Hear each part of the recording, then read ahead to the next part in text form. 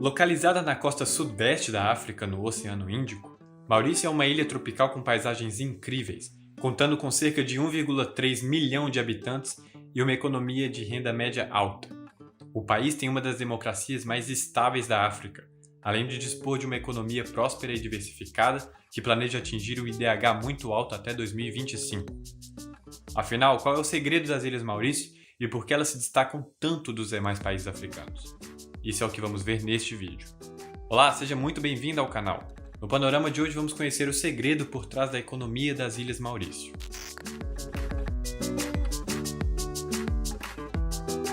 O país é belíssimo e muito famoso pelo seu turismo. Sua localização está em um ponto estratégico de convergência para a África, a Ásia e a Austrália, o que facilita bastante o país a receber turistas do mundo todo.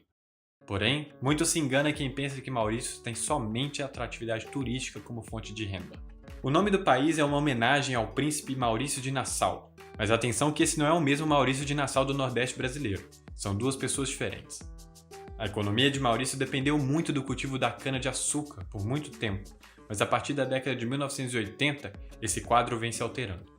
Antes disso, não podemos deixar de falar que antes do século XVI a ilha era provavelmente desabitada, embora haja indícios de que os árabes já conheciam a ilha por volta do século X. Os primeiros europeus a terem contato com a ilha foram os portugueses, mas eles optaram por não colonizar o local.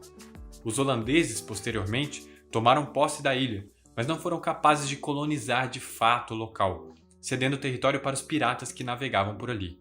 Mesmo assim, o nome Maurício foi dado pelos holandeses antes de deixarem o local.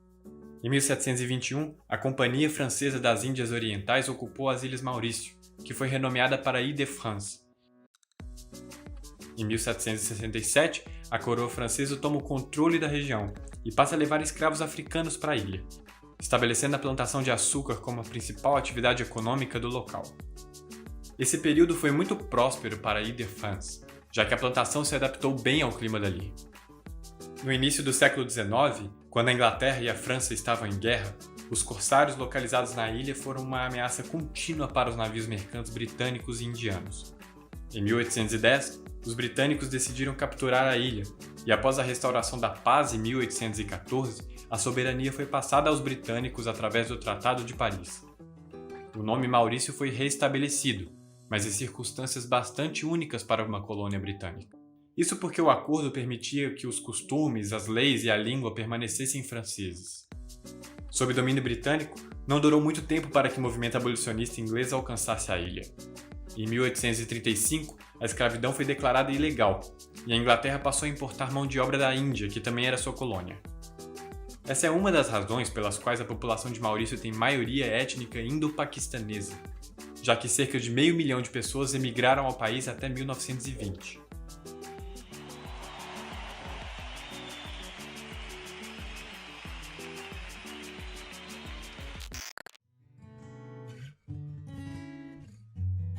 O país entrou no século XXI com grandes desafios para resolver. As Ilhas Maurício já haviam tentado, sem sucesso, se desvencilhar da dependência do cultivo de açúcar, que permanecia vivo até então, sendo a principal fonte de renda do país. Além disso, Maurício era um país desigual, que sofria com desemprego gerado, em parte, devido aos efeitos do comércio internacional sobre a indústria têxtil e de açúcar. As Ilhas Maurício não eram tão competitivas no mercado têxtil e açucareiro quanto os outros países ao redor do globo. É aqui que vamos falar da figura de Pravind Jugnauth, atual primeiro-ministro de Maurício. Através dele, muitas reformas passaram em Congresso, tanto econômicas quanto sociais. Durante seu governo, ele vem adotando o Visão 2030, que conta com 5 pilares de desenvolvimento principais. São eles economia forte, um país totalmente aberto, desenvolvimento social coerente e sociedade inclusiva, ambiente de vida mais seguro para todos e maior qualidade de vida e desenvolvimento sustentável. Além disso, ele também afirma que o setor privado desempenha um papel fundamental na promoção da prosperidade econômica e enfatiza que, em Maurício, o governo encoraja o setor privado a assumir responsabilidades sociais. O governo de Maurício também tem investido bastante em sustentabilidade e tecnologia verde. O Instituto Oceanográfico de Maurício tem, nos últimos anos, trabalhado em um projeto de captação de energia limpa, proveniente das ondas do mar. Em 2020, o governo ainda esteve investindo em uma parceria público-privada para a implementação de pesca sustentável na ilha. Maurício entendeu a importância de focar na criação de um ambiente de negócios amigável para fortalecer a posição da ilha como destino de investimento na África.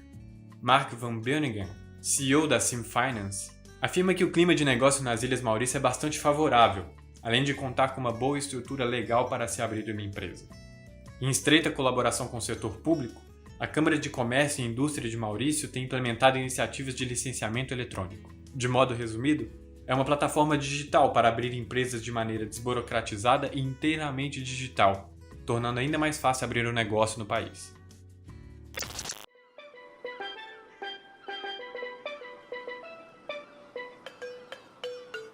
As Ilhas Maurício despontam hoje como o melhor país africano quando o assunto é qualidade de vida.